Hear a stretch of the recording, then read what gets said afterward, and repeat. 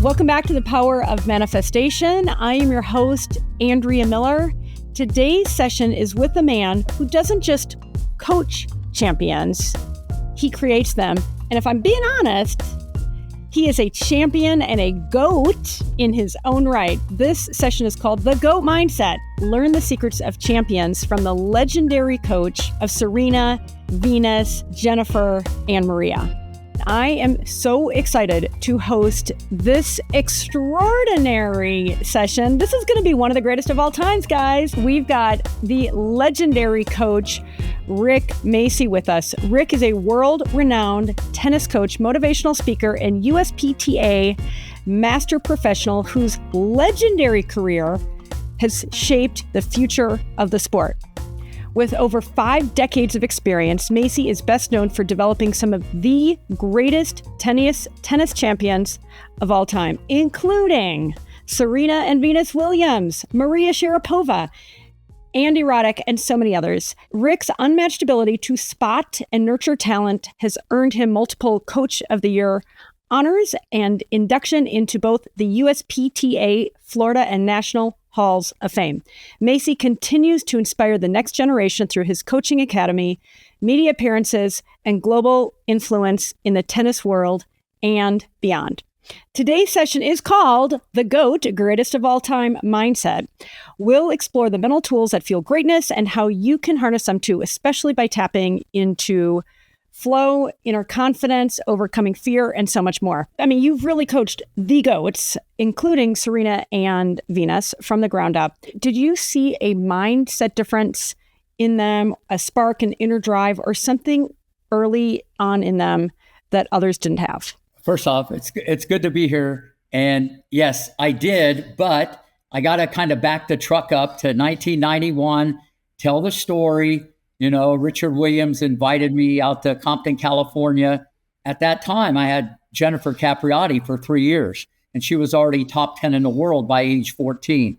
So my blueprint for greatness was probably stronger than anybody in the world. I get this call from Richard, and he said, I have 2 daughters, Venus and Serena. I want you to come out and take a look. And I never really go see someone. They either come to the academy or I see them at a junior tournament. So for whatever reason, I decided to go to Compton. It was May 1991. That night, they met me in a hotel room, just like yesterday. Venus on one leg, Serena on the other, hugging, kissing, just like you saw in the movie, okay? Richard pulls out a piece of paper. He was like grilling me like I was in a deposition, but I actually respected it because if he was going to let someone in his circle, even though I didn't know what that was because I haven't seen him play, he wanted a father figure, a role model, someone who's been there, done that. And he knew with the people I had like Capriati and Tommy Ho, and both of them are still the youngest today to win the national 18 championships. Jennifer did it in 1988 as a 12-year-old, and Tommy did it at age 15 in the 18s. And those records still stand today. He goes, the next day we'll pick you up and we're going to East Compton Hills Country Club. It's kind of a long story, but I got to tell it. Oh, no, you got all the time in the world. I love it. They picked me up in that bus, the same one you saw in the movie, King Richard, same exact bus. We get in, I get in the bus, I sit in the passenger side. There's a harpoon, I get harpooned in the buttock. There's a spring, there's a spring sticking up. Venus and Serena are in the back like that, McDonald's wrappers, Burger King wrappers, dirty clothes, ball hoppers. And I'm going, what in God's name am I doing in Compton, California? That's what I thought. Getting harpooned in the butt. Yeah. I go, I was at a 5-star resort, Greenleaf Golf and Tennis Resort, and I'm definitely on the other side of the rainbow. And I just couldn't believe what I just was getting into. So now we're going to East Compton Hills Country Club, and 10 minutes into the drive, I'm looking around and I'm going, this is a strange place for a country club. We pull up to a park. Listen to this, Andrea. We pull up to a park, 7:30 in the morning, Saturday, people smoking, drinking, passed out in the grass, 20 guys playing basketball. We get out of the van. They called this guy, Hey King Richard. I'm going, what? We was calling people king. And this was in 91. Remember, the movie just came out like 4 years ago. So we get it. They go, hey, VW, Venus Williams, and hey, Serena Williams. The New York Times was there 6 months earlier, and they did a story on Venus because she was undefeated in the 10 and under, whatever that means. I've seen that movie before. That doesn't mean a lot to me, but it does mean something. It's not where you start, it's where you finish. We walk across the basketball court. It parts like the Red Sea. It's like these kids are celebrity. I'm going, this is crazy stuff. We go onto the court, and I had a new box of Wilson balls shipped there. He goes, Rick, we don't use new balls. I want old balls. I want them bending, digging them out. I want their nose on the ground. I'm going, wow, I got it. It was different. Now we go on the court, okay? Me and your son wouldn't play on the court. Chipped up, asphalt, holes in the net. It was crazy. We go up to the net. There was a basket, same one you saw in the movie.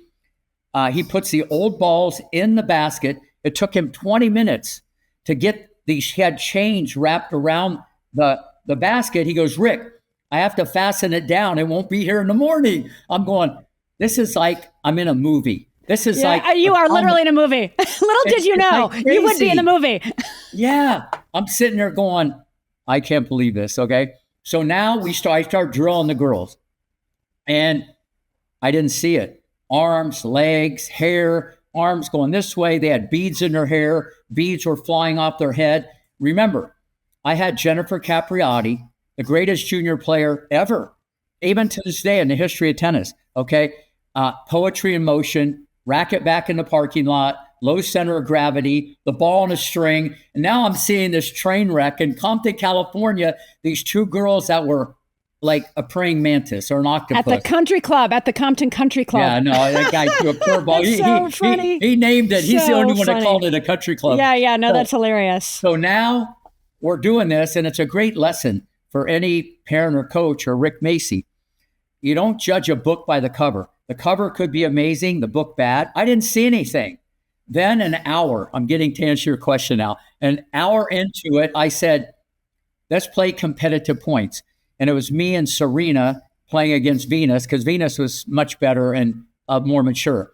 We started playing competitive points. The whole landscape changed. They started popping the popcorn, extra butter. The feet were going all over the place. Okay. The shoulder turn, the preparation was off the charts. I mean, it wasn't filet mignon, but it wasn't hamburger anymore either. It was kind of in between. And I couldn't believe it, but here's the wild card. Both girls, there was a rage, Andrea, I never saw in two little girls in my life. There was something inside these two little kids I just never saw. The ball would be 20 feet out. They'd still be running. They were so low to get to the ball. And Venus was like 5'9". The ball was so low, their nose would be that far off the ground. It was, I don't know, when we kept score and said, game on, bang, something. And that showed me when you're like that, you'll be able to handle pressure better as you go down the yellow brick road. So right then and there, when I saw this, it freaked me out. It really, and I never freak out. I'm a very calm guy. And I told Richard, come here. This is in the movie. Come here. And I go, let me tell you something. You got the next female Michael Jordan on your hand.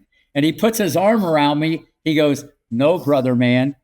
I got the next two. And I shook his hand. I go, I like the way you think already. And then Venus, listen to this. Venus walks out the gate on her hands for 5 feet, does backward cartwheels for 5 feet. And right then and there, I'm looking at both these girls' bodies. Venus is tall and thin and long, and Serena's built like a cornerback, like she's 9 years old, but she had muscles on muscles, okay? I'm thinking 5'9", 145, 6 feet, 160. This is how my mind works. I not only thought right then and there, these two little girls could be number one in the world with the right financial help and coaching and opportunity. They could transcend the sport right then and there, okay? Because it wasn't what I saw on the outside. It's what I saw on the inside, and it was just my job to put Humpty Dumpty together, even though this was a mystery. I knew if I did what I could do, we would change history. Oh, God. And you did. Yeah, we did. And yeah, you did. we did and more. If we went over the rainbow. Listen, I'm the only guy, I guarantee, in the world that says the best vacation I ever took was Compton, California. That's the best vacation I ever took. And on that note, that's the answer to the question. It's what I saw on the inside, and that's the most important thing. Yeah, no, it's beautiful, and that you recognized it right away. But let me go back. You used the word rage, and I want to drill into that because my immediate thinking of rage is anger, and I don't know if you mean anger or if you mean fire. Will you clarify? First off, great question. No, it wasn't rage, anger. Some people they get mad and they come in a rage. It was if there was any anger or there was any fight, it was personal between them and the tennis ball. And it's about the competition. It's not about the person on the other side. So that's what I meant by that. It was just a whole nother level of I just won't be denied, and I'm getting the ball to my last breath.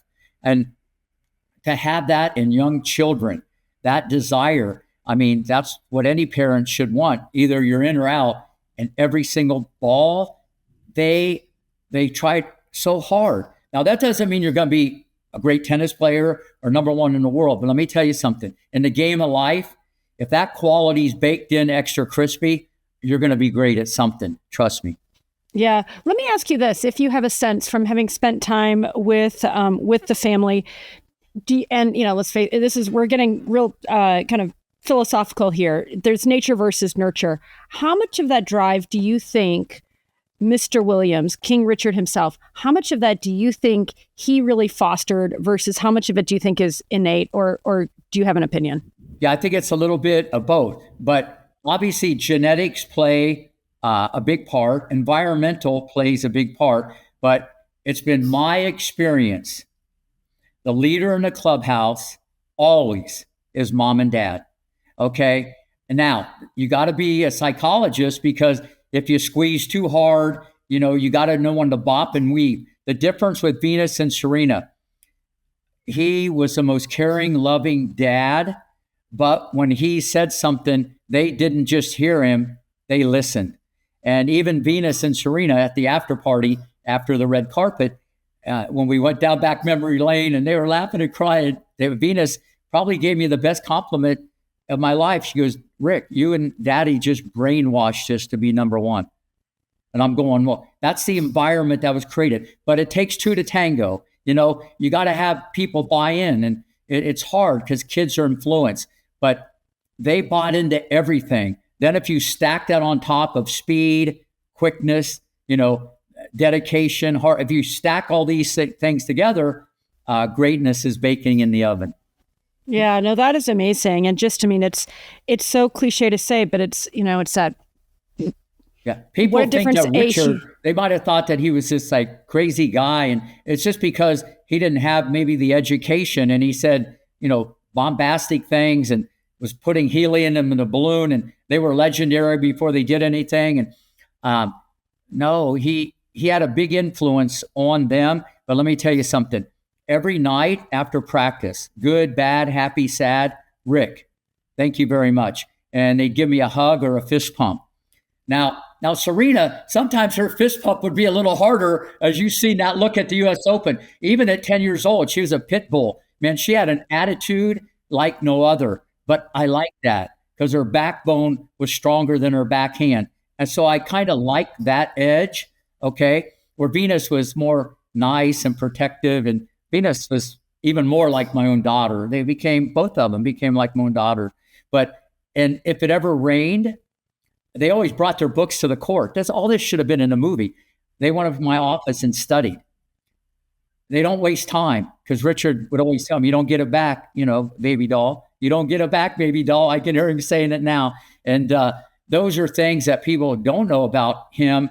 Listen, every parent is great and they all love their kid. I understand all that. But this is a side that's why I respected him so much. Listen, I should be in the Hall of Fame just putting up with this guy for 4 years. Jesus, I should be in the Hall. I mean, that was that's like, so funny. if he said left, even though I knew it was right, I had to wait till he leave before I kind of put it together. But no, just a great dad, and how he always wanted those kids to have their childhood, and there'd be NBC, ABC, ESPN, CNN, people from Germany, and there was so much media going on. And then afterwards they get in the car and play with their dolls. Yeah. Oh, what? And he was a genius at that. And that balance is why they're very educated. And no one knows them like Rick Macci. I mean, two of the nice. I tell Serena, she's the nicest, meanest kid I've ever taught. She loves that. She goes, "You're right."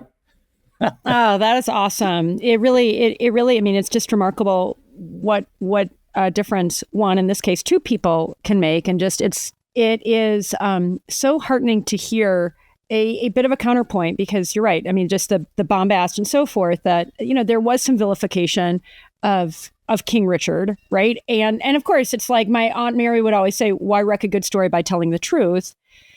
It's helpful to hear a fuller picture of this man who was so dedicated to his daughters, and how he let you in to help them. I mean, he had the wisdom to say, I can't do it alone, right? I mean, this is something I always say, like, smart people ask for help. And so often, I mean, we're talking, about the power of manifestation and self-empowerment. I think it is wisdom that says, help me, right? Yeah. Yeah. People, you got to understand, Richard, he left all the heavy lifting to me. Listen, they're both, it's different when you have girls. It's daddy's little girl, and the dad's always going to be more protective. Listen, Capriati, Pierce, Sharapova, Kennan, I've had the fathers from outer space, I should be in the Hall of Fame just putting up at those dads. All of them. Yeah. We need a new Hall of Fame. No, it's like crazy. But no, yeah. Richard was, it was amazing, and that's what people don't understand, because no one knew him like Rick Macci. And even to this day, when I see him, the first thing he said, he goes, "Rick, thank you so much for getting us out of the ghetto." He's the funniest guy ever, because listen, I put a lot into it. I could have been wrong. And listen, I gave him an opportunity, a lifetime, and best decision I ever made. Yeah, no, it's beautiful. And what I love what you're emphasizing is just that graciousness and gratitude, because that goes so far. Like, you talk about getting onto the other side of the rainbow. I mean, and we'll be getting into the inner game and all that jazz and mindset and heart set in a moment. But I love that you're emphasizing that graciousness, because let's face it, especially when I think of elite athletes and a lot of elite everybody, the sense of entitlement can be such not only a turnoff, but it can be to your detriment, right? I mean, if you're feeling entitled, it feels like that is the opposite of that champion mindset. I mean, I feel like a champion is always wanting to grow, being gracious. So it's nice to hear both the daughters as well as the dad really showed that gracious gratitude side of themselves, to you in particular. I mean, they're just like, no. And that's when you're like that, and when kids are like that, whether a teacher in school, or no matter who they're dealing with, not only are they going to learn more, they're going to get more out of the coach or teacher because of that. Okay? That attitude, right? Yeah, it's like so important. But BW and Serena they're just amazing. Not forget the tennis part. That was, I don't want to say that was the easy part, because they could already run and fight, and that's why I took the chance. But as you saw in the movie, just kind of fell in love with the family, and they became my own daughters. And when you're on that type of mission, every stone is unturned, and you're not going to be denied. And we weren't. It's amazing. Well, let me ask you, just jumping to a second question, since you have trained so many greats, and they, let's face it, in a lot of ways, they are singular. So did you see in the champions, and even now you're training a very young Ukrainian girl, a 9-year-old who is just a champion in the making. Do you see a similar kind of spark and inner drive? I mean, Maria Sharapova, Jennifer Capriati, Andy Roddick, all these people. And I don't want to compare anybody. At the same time, like, how much of that inner spark have you seen when you're getting these people at that stage of their journey? Yeah. Well, first off, to be great at anything, whether in business or anything, it's a package. You know what I mean? You could be the smartest person, but what if you're not motivated? What if you're lazy? You know, it's a package greatness. So I need to explain that to everybody. It's not like just one thing, but, you know, having that inner quality to outwork the competition, not be denied, have the passion to be the best that you can be. Now that could be stimulated by your environment, which I did with Serena. I mean, listen, at 10 years old, a plane would fly overhead and Serena would wave at it. I'm going, I don't think this girl to be number one in the world and the greatest of all time. I'm not thinking that. Physically, I knew where it was going to go. But mentally, she took longer to mature, where Venus was more locked and loaded and ready to launch. So yeah, there are some elements that I've seen in everybody, the way they compete. But I've had college All-Americans or junior national champions. I mean, there's been over 300 and some national champions that I've had, whether they went on to play pro or college or whatever. And they got the most out of their ability because I get them to look at the world through a different lens. I'm more of a life coach than a tennis coach. I get them to look at pressure different. I change a mindset. And this is kind of what I do. So, but you got to have on the inside just this burning desire and nonstop belief that if you can dream it, you can do it. Now, you just mentioned the Ukrainian girl, Vlada Hranchar. You got to understand, since 1994, obviously I've had tens of thousands of kids that wanted me to do what I did with VW and Serena. I mean, that was a big financial gamble. And every box was checked internally. And it was my job to put Humpty Dumpty together with the Williamses. But since then, okay, I haven't seen it. It's too risky, especially at this stage of the game. So I wouldn't go in there and bankroll something until I met the little Panther from Ukraine. This is the scariest thing I've ever seen since the Williamses. I'm funding the project. She's if she doesn't become number one in the world, I did a bad job. Vlada, Vlada Hranchar. She has about 300,000 followers on Instagram. She does fitness videos. There's 5 million views, but that's all the window dressing. Every box is checked, but it's a team effort. The mom and dad were not going to be denied. It's all about giving her a great childhood, being a kid. But when she has $1 million smile, but when she goes on the court, there's a knife in the back pocket. She's so brutally competitive. Love it. 9-year-old. You said she's 4'6", cute as can be. I've seen her on Instagram as well. 4'6", 66 pounds, a little bit.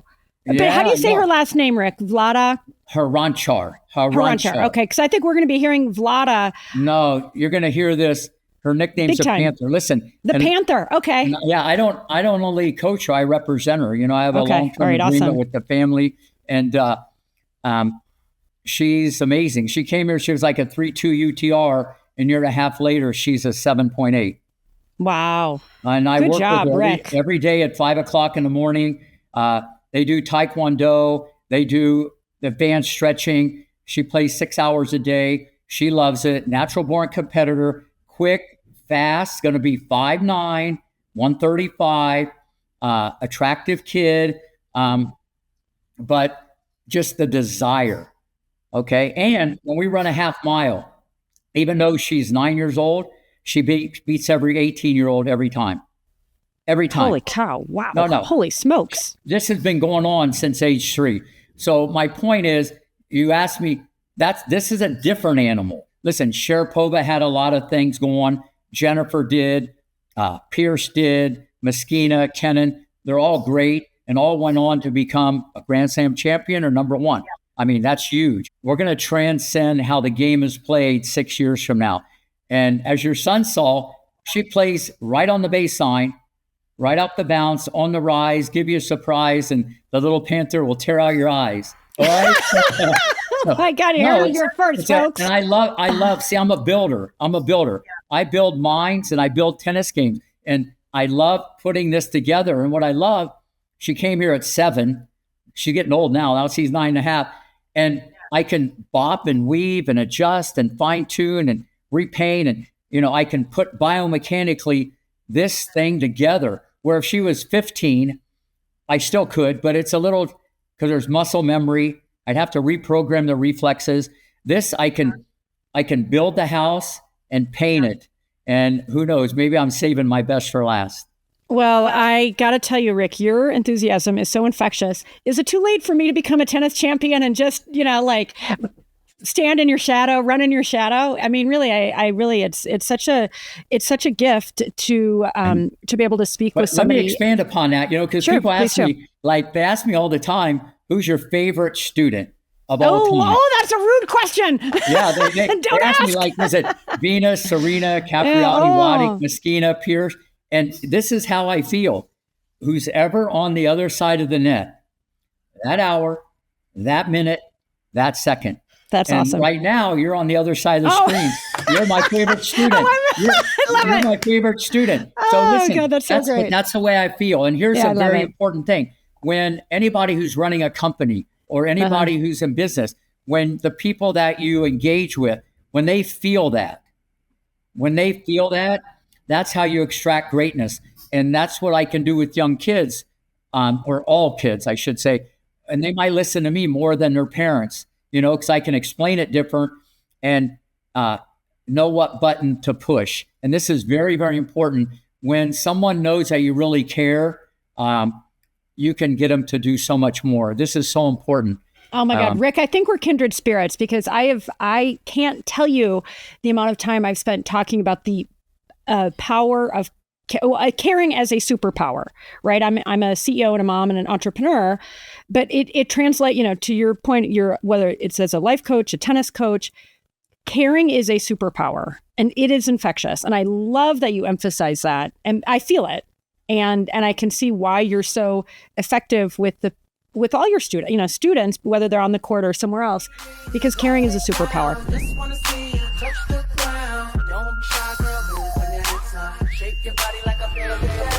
There's so much emphasis on mindset. And that will take you really far. But quite honestly, I personally, between my son being somebody that you've coached, a 15-year-old passionate tennis player, in my own life as somebody who has been aspiring for greatness and so forth in my work, I've been using the word heart set. And I'm wondering what your thoughts are, because when I think mindset and mental discipline and focus, that's so important. But when I think about what your point is, you will not be denied. You care. And to the extent, to me, when I think of these players that play with so much, determination, but joy and excitement, I've been using the word heart set because I feel like your head will only get you so far. It feels like, to me, the heart is, now that we're in football season, the heart will get you into the end zone. I'm wondering what you think about heart set versus mindset. When people say heart, that can mean a lot of different things. And you got to work with people on that, because they don't know what heart is. You know what I mean? Like, they don't really understand that until they are around others that display that. And I use other examples. I just say, look at the people on the pro tour. You don't look at them that they're 20 or 25. Look how they act. Look how they, how determined they are. Look how they respond to failure. Look how they flip things in their mind. If you don't want to listen to me, look how they handle problems. Because we all have problems, but we all respond very, very differently. And greatness, especially in tennis, but really in the game of life, you train your mind to respond very differently. Even Djokovic, when everybody's booing him, he uses that as a compliment. And that takes a long, because listen, a lot of people would think they don't like me anymore. That's the normal response. So, but no, heart is like the most important thing. But here's the most important thing with heart set and mindset. It's everybody is committed. Like you commit to do something, but they're not dedicated on a daily basis. See, dedication is a 7-day-a-week thing. Everybody's committed, but to be dedicated, you have to do this every single day. And that's what people don't do. They pick and choose when they're going to do these certain things. So someone with heart, it's a nonstop thing. And someone with a positive mindset, every single day, you're in that routine, and that's how you become a machine. Yeah, no, I love that. And to me, the word dedication, I think of dedication and devotion being synonymous. And you think of devotion as being that next level beyond, commitment's one thing. Commitment feels like it's here in the mind.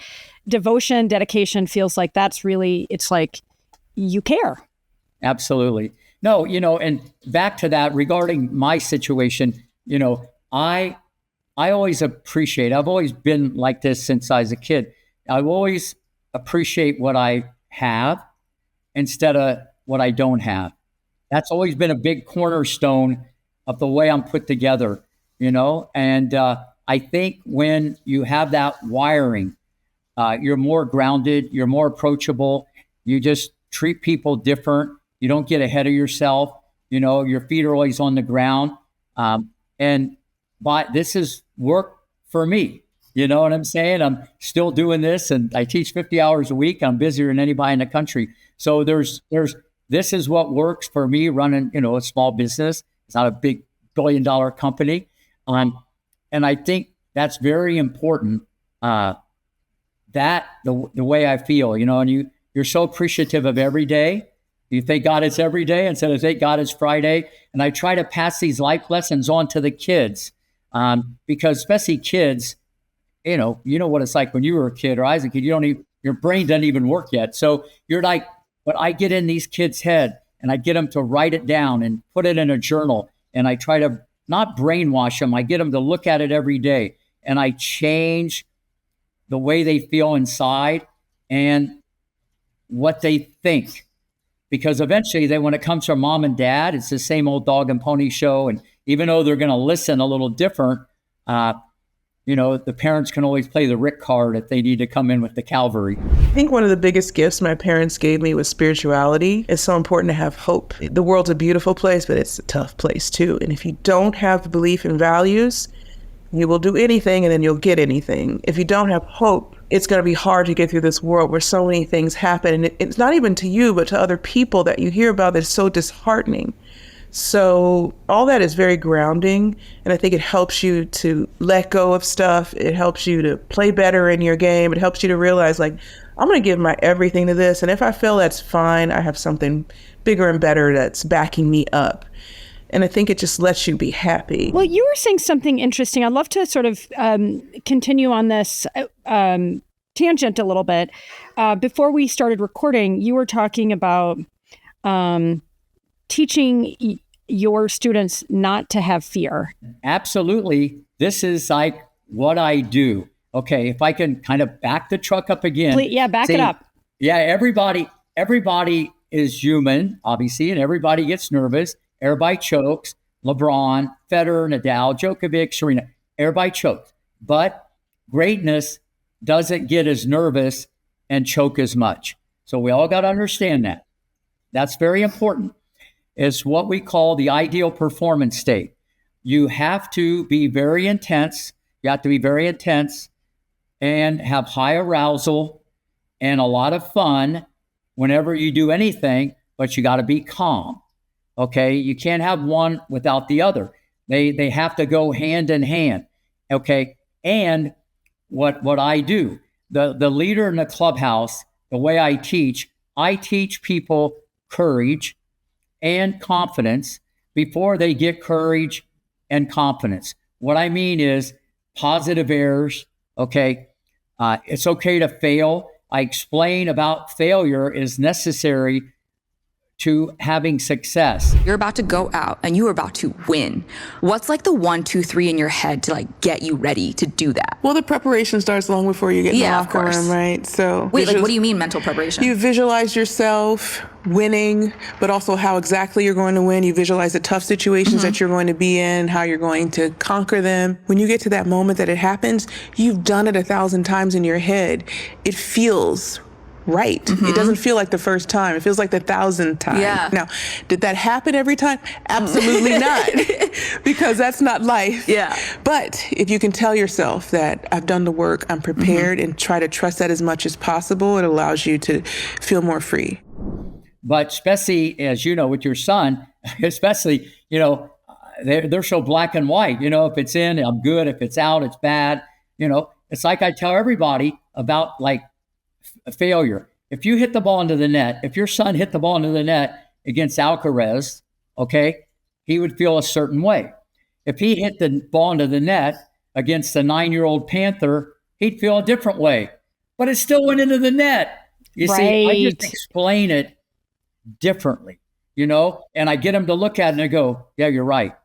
And so when you get back to this courage thing or having no fear, okay, you got 20 seconds to flip it in your mind in the game of tennis, to go back out. And that's what Maria Sharapova did better than anybody. Andrea, at 11, this little girl was in a bubble. She had shortcomings. She wasn't the quickest, fastest. Her forehand was dicey, to say the least. Mentally, she was in a bubble. I mean, I don't, you can't buy it over the internet. You can't buy it at the grocery store. I don't know. It was just like bang, every single point. That had to be innate. Maybe riding on her handlebar with her dad in Russia, going to the courts for 5 miles. I don't know. But she was so locked and loaded. The mental part was there.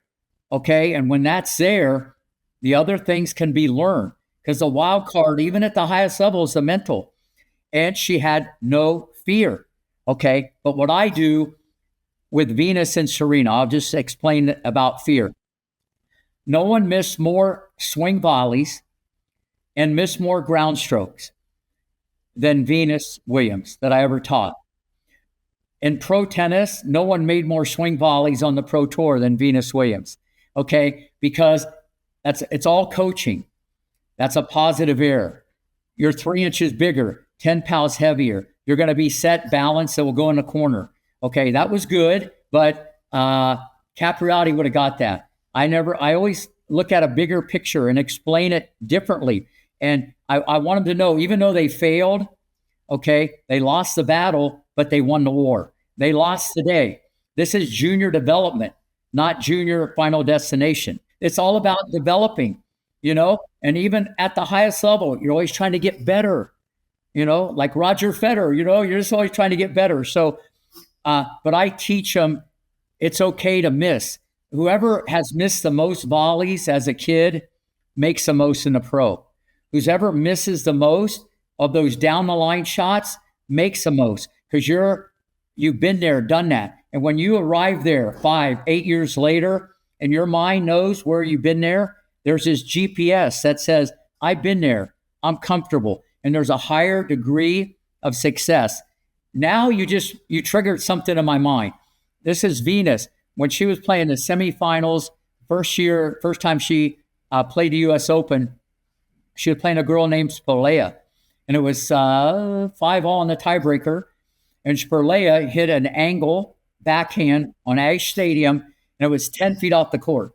And Venus ran all the way over there. She was like near the wall and hit this backhand, two-handed backhand Compton flipper, cross court, the most brutal angle ever. And everybody goes crazy, okay? And now she's up in the tiebreaker by 1, and then Spolea double faulted, and Venus wins the match, goes to the finals, gets to play Hingis. And they interviewed her. Listen to this comment. I wasn't in the picture. This was like 98. But they interviewed her, and they go, the shot at 5-all, you're 10 feet off the court, and you hit that backhand. How did you do it? And she goes, without any thought, she goes, well, ever since I was a little kid, I hit balls from there, and so it was no big deal. Just like that. Nice. That is beautiful. Because she's hitting balls from there. And you know what? She probably missed thousands. And this is what you got to do. You got to get uncomfortable to get comfortable. And that's how you eliminate fear. This is why no one can expedite the learning curve quicker than Rick Macci. That's why I've had so many kids really good when they're young, because they all become number one real quick, or if they have talent, because I get them to do things differently and they're not afraid to pull the trigger to go bigger. Oh my God. There's so much to unpack there. Well, let me just put in one of my favorite quotes. Sometimes you win, sometimes you learn. Right. And I feel like that's the exact encapsulation of what you're saying. Right. Because so often it's sometimes you win, sometimes you lose. And that's a losing mentality. Sometimes you win, sometimes you learn. You take it all to learn. And your point about her being in the corner and having this really weird shot and, normalizing what's uncomfortable and then normalizing success. I feel like this idea of, hey, I'm under so much pressure and I haven't done this before, but the fact of how you help your students normalize that, like, to me, it's like, well, that's not, and she said it perfectly. Well, it's not that exceptional because I've done it so many times before. It's and like, what's funny is you're prepared. I'm hearing this interview on TV and I can remember telling Venus, I told her one day, I said, listen, someday, somewhere against somebody, you're going to have that shot. And we'll see what happens. I can remember talking to her like that, about that moment. But it's not that particular shot. This is called junior development, not junior final destination. And you got, you might lose and fail. Roddick, he was number one in the 12s. And then everybody started growing. People had a mustache and a beard. And he was like this little pipsqueak, and he went to number 6 in the 14th. Then he went to number 14 in the 14s. So he's going the other way. He grew 7 inches, 20 pounds. 3 years later, wins Junior Wimbledon. 2 years later, wins the U.S. Open. His serve became a missile and his forehand nuclear. My point is, but we're all in the moment. And the parents want the UTR and the ranking. And it's so important at the cocktail party. Oh, how'd you do? People never go, how'd you play? They go, what was the score? Did you win? Did you lose? And oh my God, Rick, yes. This is bad with our society. Listen, I'm all for accountability, but I can see someone play and I know where it's going. I know where this is going in the future if they're making positive errors and they're doing the right things, as long as they stay dedicated and work hard. And that was my message.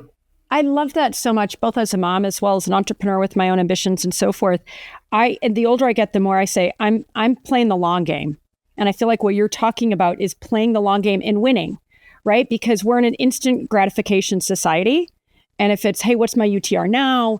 What was the final score? As though that is emblematic of what happened in the game. And I love how you're saying, like, that's not the important thing, especially in the junior development. And even, you look at Alcaraz and Sinner just, more recently, they're sometimes one wins, sometimes the other wins. It's not just the outcome in the score, it's the game itself. And what did they do? And what did they pull out of themselves?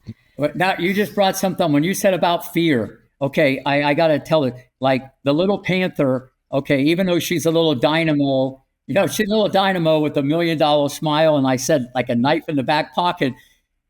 We have this like very high ladder you climb up, you can watch onto the courts. And I made her climb up it, and it's kind of wobbly. And she was like 8 and scared. Listen to this. And she's like, or even when it's still dark out at 5:30, she'll have the mom jog with her to the bathroom at the clubhouse because she's a little girl. And I get all that. Okay. But then on the court, she's just a pit bull with an attitude. You know what I mean? It's like very different. So I get her to climb up that thing. Okay. She's at the net. People pump the ball at her really hard. She is slowly becoming fearless, even though she will become on her own someday and have more courage. She does Taekwondo. Okay. And it's like, she's kicking and punching, and she's around people that are black, around a black belt.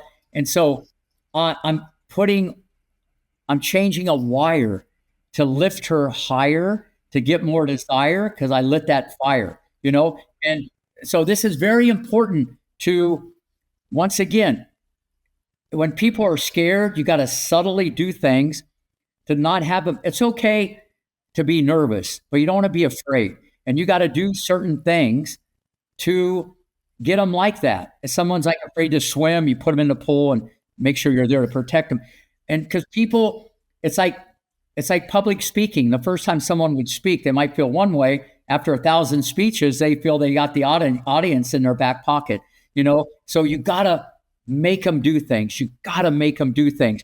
The kids can't drive the bus because that never works. Yeah, no, it's such a great reminder and a great lesson of those opportunities that we don't take, and whether it's as an adult or with our kids, it becomes a liability, right? How do you overcome your fear, right? I mean, yeah, you want to be safe in doing it, but that like so-called exposure therapy, I mean, it works. Otherwise, the fear is still there.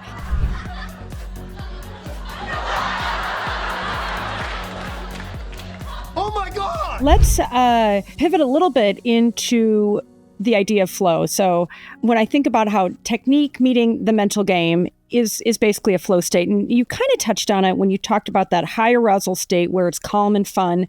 Do you actually teach flow? I mean, flow is this common phrase, especially for high performance athletes, also actors and others who are seeking to perform at their best. Do you teach flow specifically, or is that a word, or does it not even matter what the word is because it's all the same thing? The most important thing, I don't care if it's business, whatever you do, the cornerstone to optimize your performance is fun.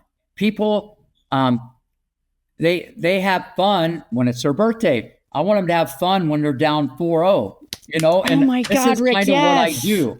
This is what I do. And you got to understand that. I want you to be good when things are going bad, because this is the game of life.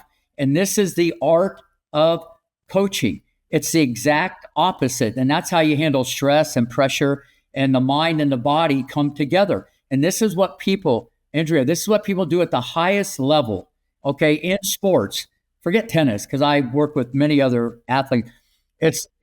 They flip it. It's mind control. It's a very different way that they look at this through a different lens, okay? No one's perfect. And it is a package. But listen, everybody you see on television, they have some degree of what I'm talking about. But they are about one thing. They enjoy the battle. They enjoy work. They enjoy the competition. They don't do it. Sure, the outcome could be money, but that is the most important thing. And the money and everything will follow if you have that. And that's what I saw in Venus and Serena. They're all about the competition and having fun. They just love to battle. And if you love the battle, you'll be harder to rattle. Okay, this is very important. I love it. No, this is very important that you. No, I love it. But this is the hardest thing to do, because I don't want to lose to that kid. And you get into all this bad stuff. And that's where a coach has to explain it. Today's the most important day, but tomorrow is more important. You know what I mean? When you build a house, it's one brick at a time. Or the road to success is the stairs, not an escalator. And this is what kids don't understand that. How'd you do today? I won. I think I'm getting better. You could win and do a lot of great things and got worse because you didn't do, okay? And this is what I do. I just change the mindset, and I make sure the kids have this high intensity, high arousal. If they buy in, see, they all hear me because I give a speech every day, but they don't listen. They all write it down, okay? They all write it down, but if they're either in or out, and the people that listen and write it down, and it's just like business, when you get in that routine, like I told you, you become a machine.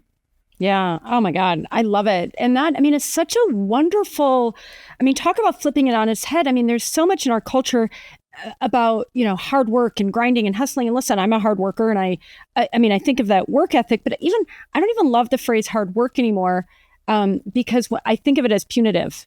And what you've just described is this permission to embrace this all with joy and as fun.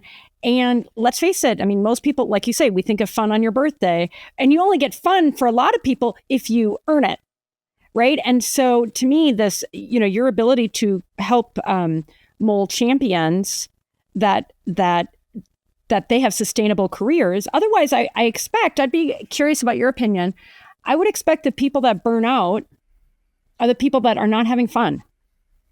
No, I would agree with that, And so it's all about, they got to do this for one reason. They love the competition, and when you're all about that, even if you lose 0-0, it can be a great day.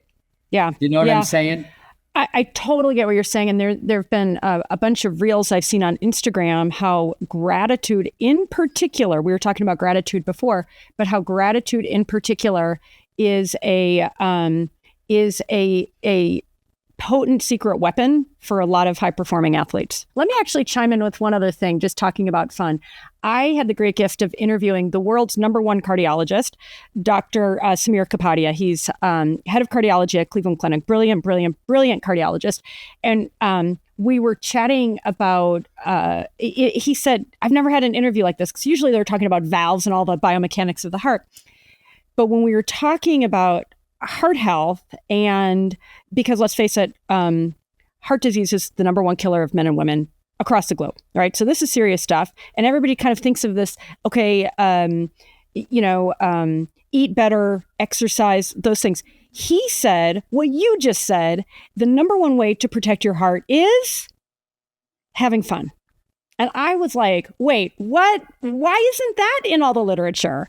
Right. And so I bring this back, and I realize it's a little bit of a tangent, but this idea of fun over-indexing for success as a athlete and as a human being to protect our health. I mean, I just think it's incredibly important. And for, like I just described, so many of us think fun is the 10th thing on the list. First, we got to get our work done. Second, we got to do da-da-da-da. When the truth is, what you and this leading cardiologist are saying, no, start with fun. Like, that's a big permission.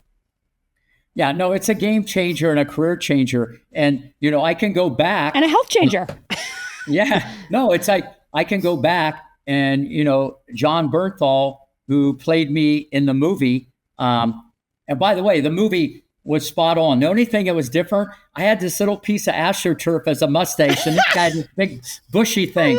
He when he got interviewed on Good Morning America and all the shows, he said the same thing, which I didn't really think about. He goes, the best way to find out about the character you're playing, talk to everybody he's worked with. And I talked to so many people that Rick Macci worked with, and they all said the same thing. It was so much fun to play under Rick, even though we worked hard. And people think fun, it's not messing around. He's as hard-nosed and serious and focused and driven as any character I played, because he played the Punisher and all these, the cop and all that stuff. It's just a different way that I frame it up. And especially when you're dealing with a lot of times younger kids under 18, you got to know how to bop and weave and go through the front door, the side window, the chimney. You got to kind of know how to push buttons, because there's an emotional part as you're dealing with a kid and their brain's not fully developed, and there's other things going on. It's not a 40-year-old adult. And here's another thing, like kids we could play for 3 hours, 100 degrees. Everybody's dead tired. Okay. And we're almost ready to quit. And if we play tag, like freeze tag, where all the kids chase each other, no one's tired anymore. Oh, I know, they're having fun. They're having fun. Okay. But we let things control us. Instead of us controlling the situation, people let the situation control them. And this is what happens in tennis and sports. Okay. And this is the art of mind control. Okay. And it's like, especially in tennis, because you're down 40-love. That seems like a lot. It wouldn't seem like a lot if it was 3, because 15-40 is only 3 points. It's not 40. 40 is a big number. So this is very important, what I'm saying about staying in the moment and just enjoying the competition and not, that's why people like your son hitting back and forth, he's looking really good. Okay, that's a hitter. But when you play the game, that's a player. There's a big difference between hitting and playing, because when people play, they start competing against themselves. And now you never win that battle. Oh, amen. I love that. That's a great analogy. Playing versus hitting. And what's inherent in play? Play, fun, right? So I love that. And I think, guys, I mean, for everybody watching and listening, I hope you're as riveted by this as I am. I mean, just even ask yourselves, am I playing right now? Whatever it is, whether I'm, professional in business or in art or whatever it is, am I playing versus hitting? That's a great little hack, I think, to ask ourselves, right? Because that, if I'm being honest, I will shift super quickly if I'm hitting versus playing, right? I mean, that taps into that inner game. Let me ask you this about just some of these techniques. So there are all-stars such as Steph Curry, Michael Phelps, Ronaldo, Djokovic, who talk a lot about things they do to enhance their inner game. They meditate, they do breath work, they visualize. Serena has been extremely outspoken about visualization. What role do you teach or advocate for in things like visualization specifically? And what do you, I mean, if that's something that you advocate for, how do people use visualization? And we're going to get to a couple other things, because you've also talked about writing it down. So I want to get into some techniques. Visualization is a game changer, but the problem is people don't have discipline. With visualization, you can't feel it. You're not sweating. They think it's better to go to the gym, and work out for 30 minutes or go run a mile. But why don't, for 30 minutes, they just take a deep breath, picture themselves hitting the great forehand, cross court 50 times in a row. Remember what I told you about Venus and that shot? I've been there, done there, someday, somewhere against somebody, and it was like a GPS. She's been there, so her brain was comfortable. The power of visualization is huge. That's why most people, when they see someone play, like on TV or whatever, club players go out and they play better without any practice, because it's imprinted in their mind. So it's huge, but the reason why people don't do it, they do it at the top. And a lot of people at the top, they don't tell you the secrets. Okay, they don't tell you the secret sauce. They do this all the time. I don't want to say as much as they do the physical, but it's like breakfast, lunch, dinner, visualization. And I had both Venus and Serena all the time. Not only picture it before they hit it, I wanted the serve. I had them add color. I had them make the crowd cheering. Okay, I had them on center court. I told them, I want you to think not there. I want finite focus right there. Okay, and see it in your mind before you do it. But the problem is, then if they hit it in the net, a kid can't say, well, that crap doesn't work. You can't be black and white. You're just hedging your bet. If you've been there mentally, let's just think common sense. If you've been there mentally, there's a higher degree of success. And just the way I said that has to happen. And that's what we call confidence before confidence. You've already won in your mind before you've won on the battlefield or whatever. It's like preparing like you would to give a speech or anything. We prepare, okay? And people that give a speech, or they do things, they do it already in their mind. It's the same thing with an athlete. They picture a lot of this stuff, and everybody I work with does that, and they do it a little bit with me. They won't do it on their own because people in general are lazy, and that's unfortunate. But greatness is rare air, and the ones that listen, like the little Ukrainian girl, she'll do this all the time, every day. Just picture in her mind how she's going to do it, and that she'll. But you need self-discipline. That's the problem. If you want to be good at anything, you need discipline, and you need to do it Monday through Sunday. It's not like once a month. Discipline is a regular thing, and that's why people that's why people don't do it, because they can't feel it. But trust me, at the highest level, it's a leader in the clubhouse in business and in sports. Yeah, well, just to add to that, and I love that so much, that neuroscience shows that visualization, it literally primes your brain. Like, there are neurological, physiological differences that happen. Something that I've used in my own life is visualization in the specifics that you talk about, the crowd cheering and the colors and the ball goes here. In what you teach, do you teach the feeling, how good it feels when the ball lands here, or is it just you're seeing it? No, I don't really teach that. Okay. When they do it themselves, they'll have that natural feeling anyway. But the hardest thing to get people to do is to buy into this, especially young kids. I'd almost rather have them hit 100 serves, okay? In their mind, doing it like into the corner, live and in color, than physically. But the kids don't do that. And I tell this story all the time. There was a basketball guy who broke both his wrists. And so he couldn't shoot. And then every night he pictured shooting in his mind foul shots. And when he got the cast off, before he was like a 72% foul shooter. And when he got out of the cast, he went to 85%.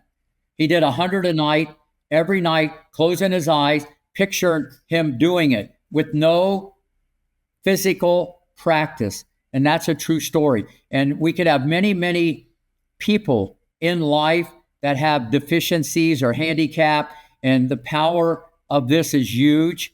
But when people have all these other things at their disposal, humans are lazy and they don't have discipline. But greatness is a special fraternity. And if you want to be great, you're going to have to suffer on and off the battlefield. Yeah, no, I love that. I mean, what a special, greatness is a special fraternity, writing that down. But just going back to your example of that basketball player, like, there is story after story. There's one that I've heard about numerous times. Non-piano players learning how to play the piano in their minds, never touch the keyboard. They're primed a number of times. They sit down on a keyboard and they're playing Mozart or Beethoven, right? Because they were able to rehearse it in their minds. Like, our minds have so much more power than we often give them credit for. And I appreciate your point. It really comes down to self-discipline. I mean, knowing the techniques and then using them. So you were talking about writing things down. Coco Gauff famously wrote down a set of affirmations and beliefs that she would win the 2025 French Open, and she did. What do you advise people when you say write it down? What are you advising your students to write down? Yeah. Well, first off, that was a goal with Coco. By the way, her little brother's in the academy, and I'm great friends with her dad. Oh, no way. That's awesome. No, she's a great, now she's going to get this serve under control with a biomechanist, and I look for good things to happen. But writing down goals and stuff like that is huge. But to me, it's more important that everything I tell the kids in these life speeches about attitude and running for every ball and you controlling the situation and work ethic and flipping things in your mind and never making excuses and just on and on and on, putting these things. When you write it down and you look at it, it's one thing to hear, it's another thing to listen. And Rick, look what I'm doing. I'm following your advice. You didn't even tell me. All right, I'm going to send you a hoodie. Instead of a T-shirt, you get a hoodie, okay? All right, I'll wear it. No, this is what I tell the kids. Yeah. And, you can put on their phone or they write it down. Listen, I have all the parents record everything I say on this speech, and the kids write it down because I want them to look at it every single day. And you become that. Listen, there's a higher probability that it becomes part of your DNA if you're getting the right info. And obviously from me or certain people, see, everybody's aware of like what you put in your mouth, because obviously nutrition is an important thing, but they're not aware what they put in their brain. So when I put this stuff in the kid's brain, I want them to write it down. So now it becomes a habit. And then you just put all these gold nuggets stacked on each other. And that takes you to a different place because there's so many things, other kids, social media, there's so many things that are going to distract you, the news. There's all this negativity that can influence, even though the parents do their best and everybody does their best, kids can be influenced so much. And so I overcook it extra crispy with this stuff. And then I ask them the next day, who put it in their journal and who read it this morning? I mean, not that I have a camera in their house, but I hold them accountable. And when you know someone's going to make you accountable, and the next day, maybe at night when they don't have time, they're thinking, oh, I better read this again in case he asks me, did I do it? Fear, let me tell you something. Fear is undefeated and the greatest motivator of all time. However you want to use that, okay? And this is what I do in a different way because I want the kids to, I don't care if you're 7, like the little Panther, she's 9.5, but she's brutal. You know, I talk to her like she's on the pro tour. I look at it differently. I don't look at their age. This is about the future. And let's face it, you could have a 7-year-old that's smarter than a 12-year-old or an 18-year-old. Or motivated and all that stuff. Piano player. Yeah. Everybody, you know, it's not by age. It's by talent. And when I coach people, I talk to them like they're a pro. You know, but I know how to kind of say certain words depending on the age. But this is very, very important, what we're talking about, to make people write it down because your toughest competitor of all time is that person you see in the mirror every morning. Yeah. Well, and I love that. Yes, 100%. And I love that business of writing it down and then going back and reading it. I mean, it just so you're really reinforcing it, right? And I'll admit that there are a lot of times I'll write stuff down and then I'll forget, or I'll go back and be like, oh, geez, I wrote that thing. Why am I not going back and reinforcing it, right? It's just, here's what I tell the kids. I said, they write it down, and then I tell them the next day, how many of you read it? I said, don't lie to me, because I'll talk to your parents. And half of them put their hand up kind of like that, and the others don't. And I said, let me ask you something. How many of you guys would read it the next day if I gave you $1,000? And they went like this. It's 2 hands. Everybody goes like that. And I said, you guys got it all backwards. If you read it every day, you're going to earn or win a lot more than $1,000 someday. You got it backwards. See, and this is what kids do. The entitlement, it's a Kardashian effect, the anointment, the shortcuts. You can take some shortcuts and win the lottery, but you know, that's like such a small mic, but that's what everybody kind of goes for. And at the end of the day, you'll feel better about yourself if you do exactly what I just said. Well, yeah, I mean, I love that so much. And let's face it, there's some crazy stat about people that win the lottery, like 40% of the people lose it. I mean, if you haven't earned it, you know, yeah, it's nice to have some extra cash, but there is no shortcut to greatness, I think is the bottom line. And I love that analogy of, hey, you're investing in your future by doing this. And no matter what, to me, the journey is a destination on your way to greatness. And if you're really lucky and really good, you'll also win Wimbledon. Yeah, this is what I tell everybody about. This is a process. I tell them the process, and they don't really understand. It's all about that, you know. It's all about next. And I tell everybody, because you're going to make mistakes and you're going to fail. I tell everybody, the leader in the clubhouse, if you want to become mentally stronger in anything, you're going to write this one down. You got to remember to forget. Oh, yes. I was going to ask you about this. So talk to me about that. What does that mean? Remember to forget. Well, that's the toughest thing. We both know people probably still mad about stuff 10 years ago. You know what I mean? We're only here for a short time, and before you know it, bang, it's over with. So people, it's the hardest thing to do, you know, but it's a skill. Okay. And that's what greatness does, especially in the sport I teach, because you're by yourself. You don't have teammates like football, baseball, basketball, and you got to remember to forget. And if you can't, you don't see that. You don't see them on TV. You know, that's a different level, and you got to remember to forget. And it's the hardest thing to do because you have an emotion run through your body. If you fail or you lose a 20-ball rally, then you got this Alcaraz guy who loses a 20-ball rally. He should have won the point twice. The guy hit it off the line, a lucky shot, and he turns around and smiles at you. He's like a Broadway performer with a racket in his hand. I mean, it's a joke. And that's mom and dad. That's gratitude on steroids. It's that. And listen, he gets mad. He breaks racket. He's human, but he's rare air mentally. Same with Sinner. And but they've mastered this. And once you know the secret sauce, you just keep drinking more of it. It's the hardest thing to do. And that's what I tell Vlada's parents. All the boxes are checked. You just keep training her mentally. You got to be a different animal. You got to want pressure. It's going to be on your back. You're going to have Rick Macci saying, this is going towards the Williams saying, you're going and it's going to blow up, but you want a target on your back. You want pressure. You want expectations, because that means people, it's a privilege, and people have noticed you, because people think, oh, is that too much pressure? You want pressure. You want pressure. If you can't handle pressure, then do something else. This is what greatness wants. And I talk maybe a little different because I just molded it. I put it in the oven. I got it. I baked it. I put the icing on it. I put it out to the world. I know how this stuff works, and you can't shy away from it. This is like very important. But remembering to forget is the key. But let me expand one more thing.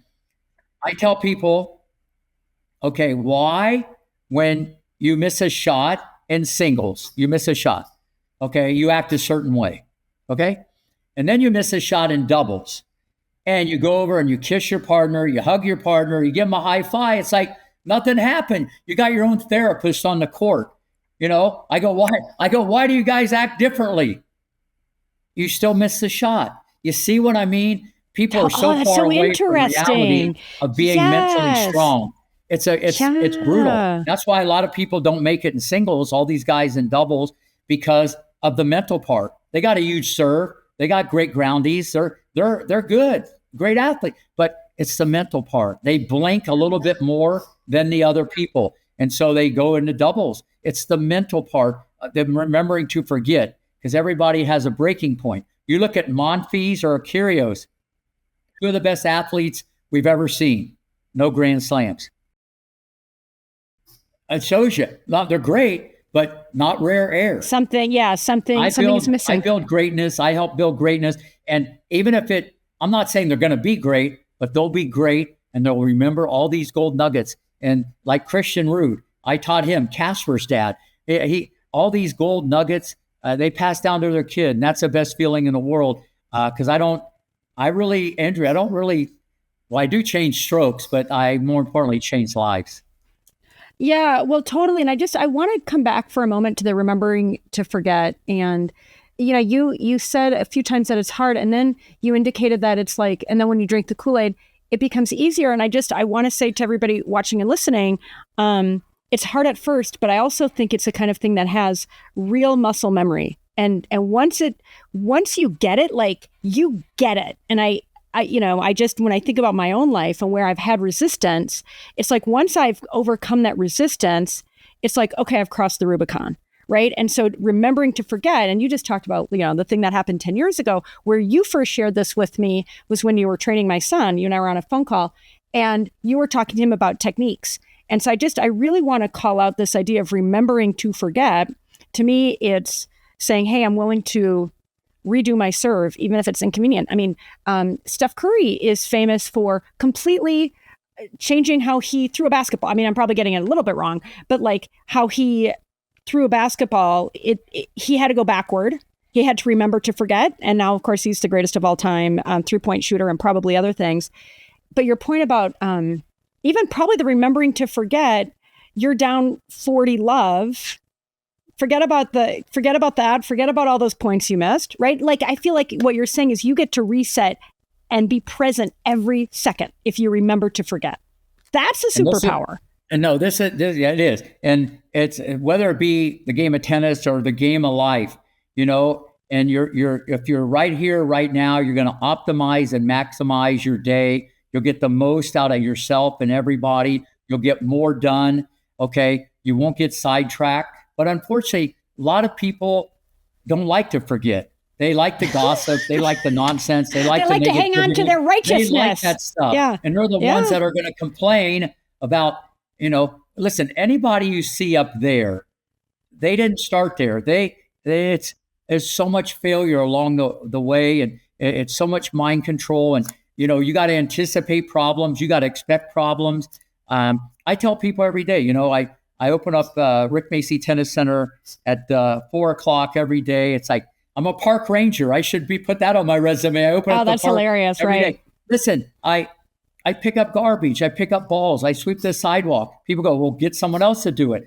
I want to do it because I think of it as exercise, and it's just, I appreciate. I don't have to do it. I don't even have to do any of this really, but I do it, and it's the best medicine. It's the best vitamin, okay? Because it keeps you grounded. But people, they don't look at it like that.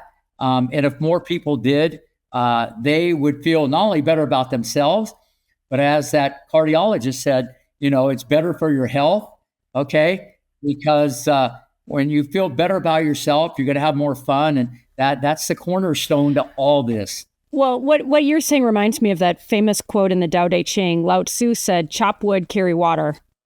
And it's like, no matter what you're doing, right? I mean, it's just a great metaphor.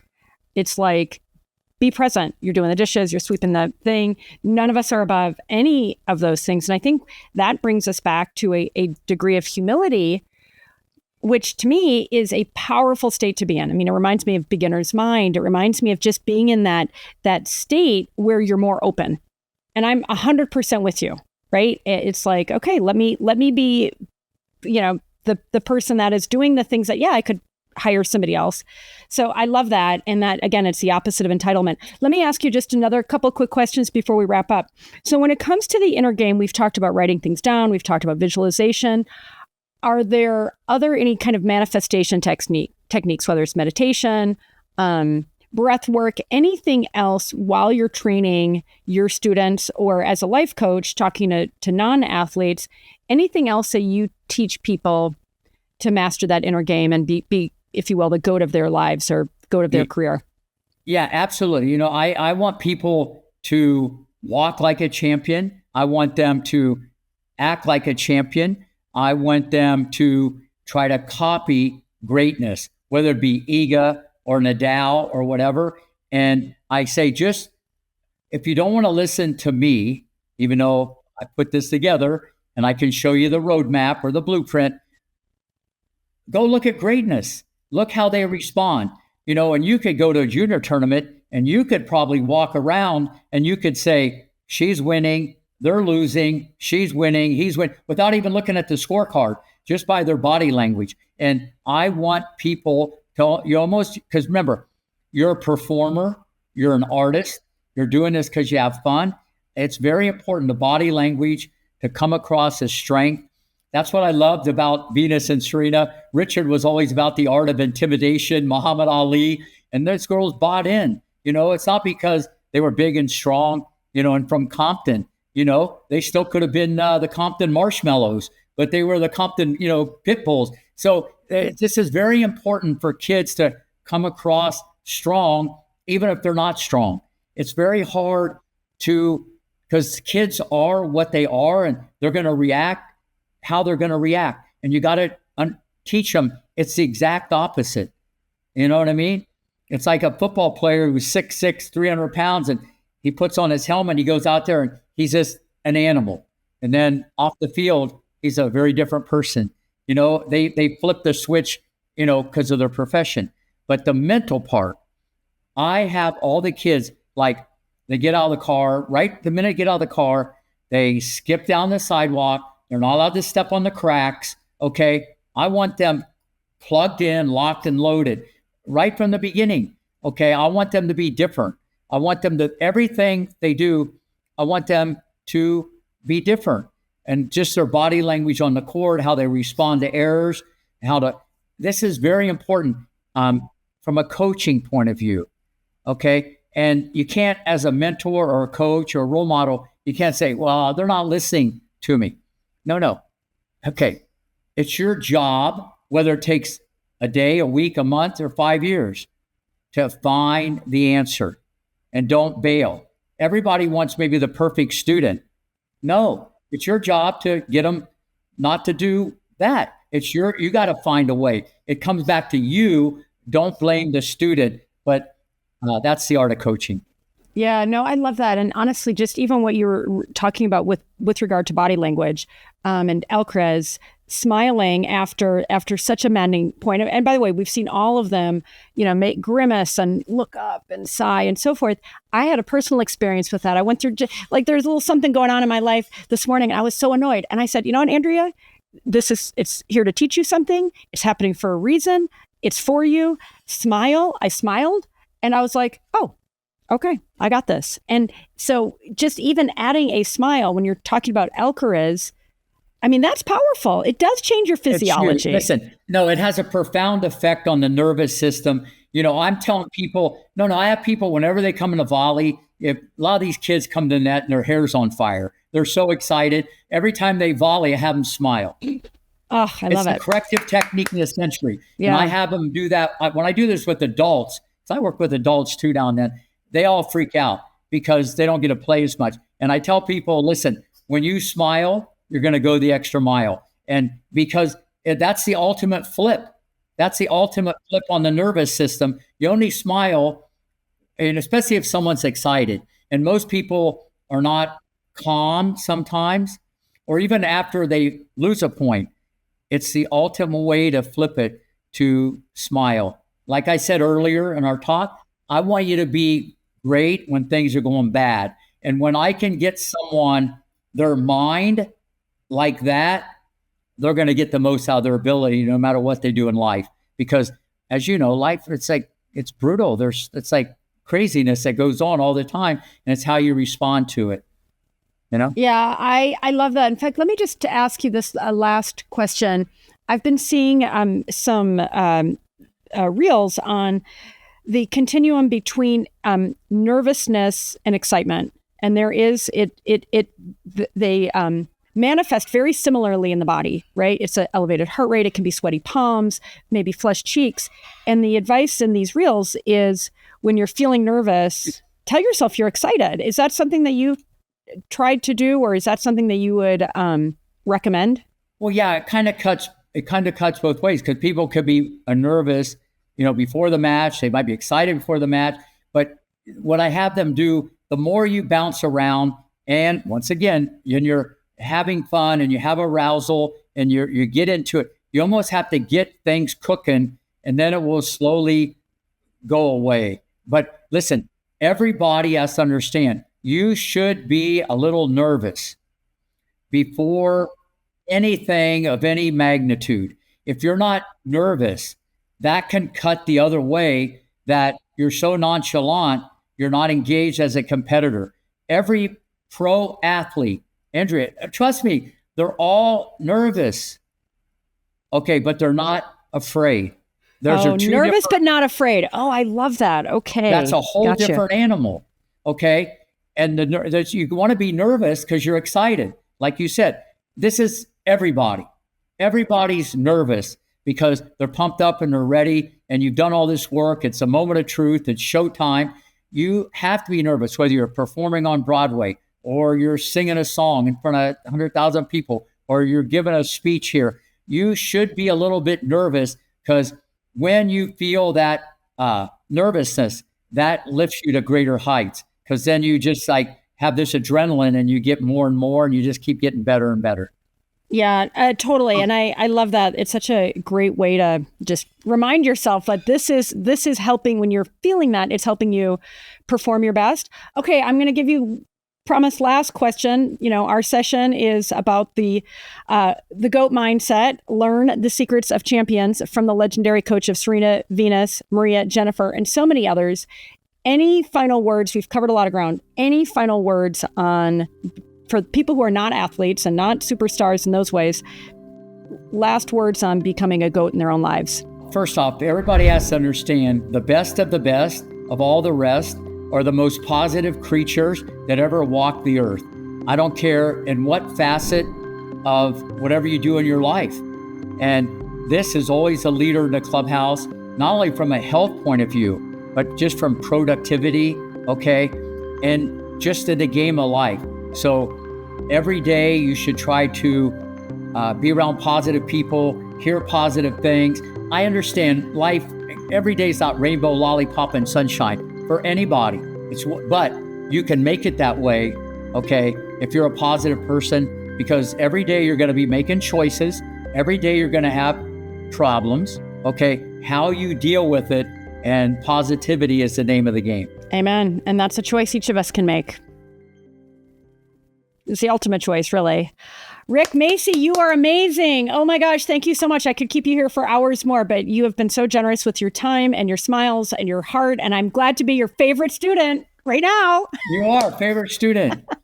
Right now in the moment. All right, thanks so much, Rick. Oh my gosh, you guys, I hope you love that as much as I did. And I genuinely loved it. Oh, so good. And so many takeaways, too many to summarize, but honestly, a few that really are sticking with me. I mean, I can't emphasize this whole business of having fun and enjoying it. And just, I mean, take that permission for yourself. And honestly, I think of it, whether you're an athlete or a business person, with your kid, with your spouse, like, it just feels like no matter where we are in our lives, permission, not even permission, but like insistence on fun and enjoyment, that's as high vibe as you can get. I mean, in the spirit of manifestation and in the spirit of, it's about who you are, how your vibration, how your frequency causes you to show up and causes doors to open and things to happen. Genuinely, don't take a shortcut here. And I know it can be a huge recalibration. I am somebody that kind of had fun as a, 10th thing on my list. Like, now I take it much more seriously. So I love this whole mandate for fun and enjoyment to be a peak performer. And let's face it, as peak performers, we are manifesting our dreams. That's the whole point of this amazing event. I also really just want to emphasize a couple of other quick ones. Remembering to forget.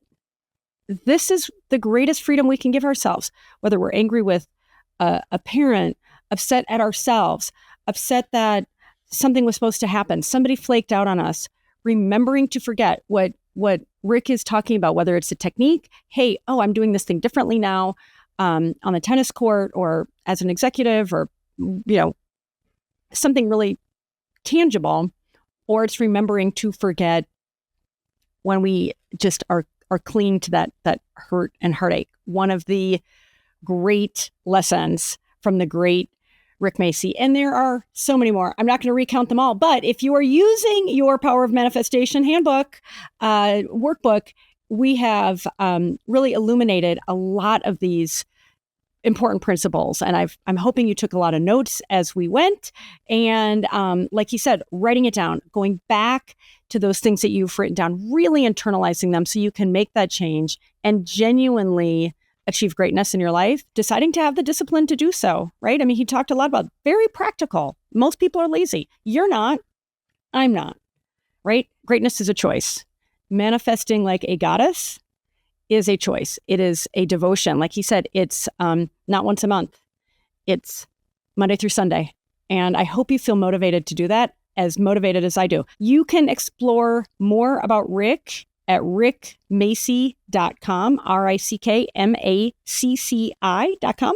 And if you haven't seen King Richard, or you saw it a few years ago when it came out, watch King Richard for a glimpse of Rick's amazing legacy. And he told such great stories, but dang, I mean, I was just visualizing myself the scenes from this movie, and there's so much to take away from it. And finally, we have an amazing Power of Manifestation Circle membership. You've gotten emails on this. You've seen it here and there. But honestly, when I think about this whole business of remembering to forget and choosing greatness and choosing excitement and choosing fun and making it a lifestyle, internalizing these things, honestly, it is so much easier to do it in a community. I mean, I'd never heard this before. Rick talking about how there's essentially a lower emotional load on doubles players because you got a buddy out there with you, right? Versus totally relying on yourself. Never heard that before, but it makes a ton of sense.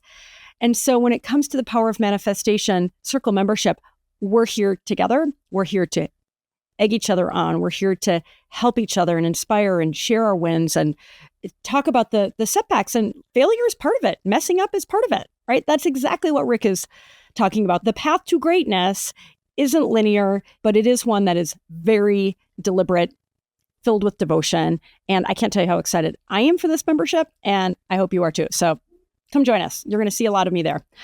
And we'll see you in the next Power of Manifestation session. Thanks for tuning in.